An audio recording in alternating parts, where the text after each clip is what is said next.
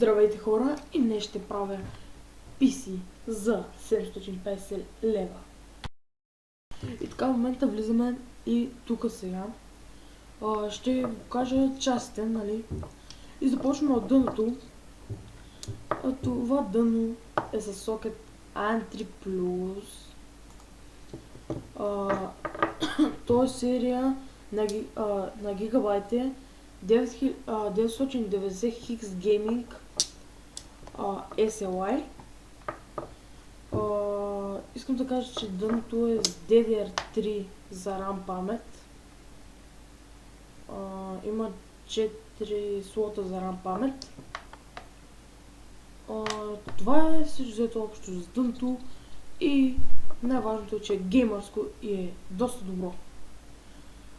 Преминаваме към следващата част, която е процесорът.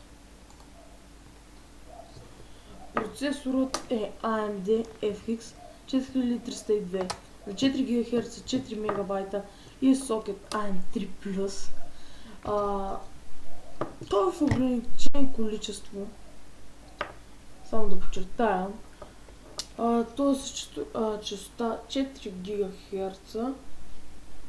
И искам нещо друго да кажа, защото казва, че има Turbo Boost до 4,2 ГГц.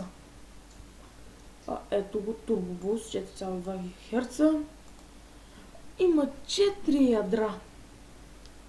4 ядра. Това е доста добър процесор, който с несравнение може да се играе Grand Theft Auto 5.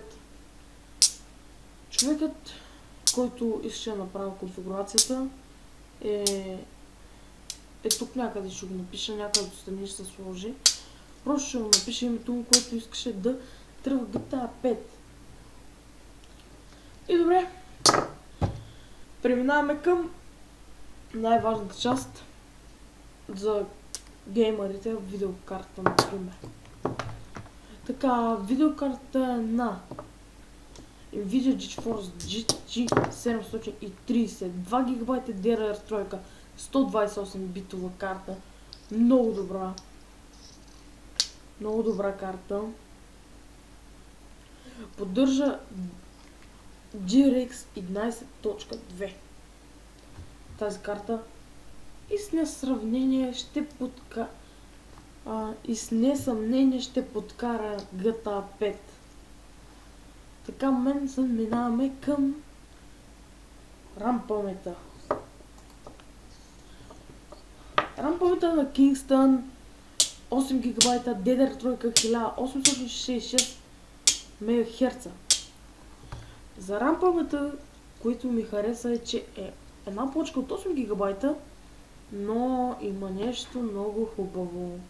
А именно радиаторче. Радиатор, да. Хубава RAM памет това. Всичко ще го има отдолу в описанието за купуване. И минаваме към хард дисковете.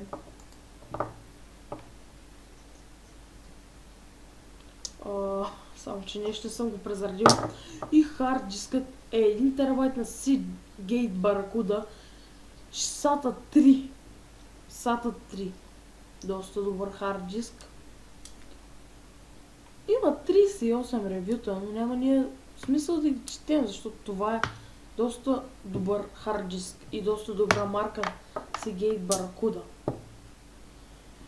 И така, сега в момента минаваме към захранващия блок. И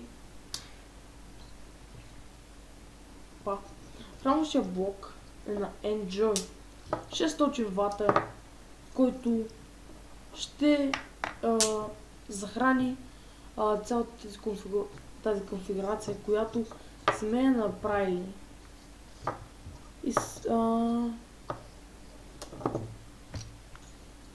Искам сега да ви кажа, че кутията, която съм избрал, е доста бюджетна, защото не оставаха доста пари, но много добра.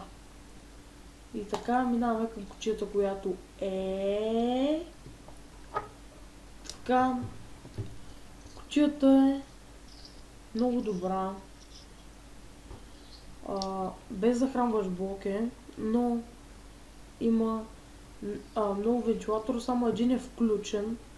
По 120 мм, това означава, че има доста добро охлаждане и като се цъкате много хубава игра, както тази казаха GTA 5, това означава, че няма страшно компът я прегрее. Затова има един включен, но ако ги наредите всички, просто това ще стане уникално. И да, кутията е доста добра. Харесва ми и на стил на мен макефи на стил. Много. И добре. Това е. Това беше от мен. Ако искате да зададете въпрос, пак да направя конфигурация, за която и да игра, просто напишете отдолу в коментарите, аз ще я взема. И виждане.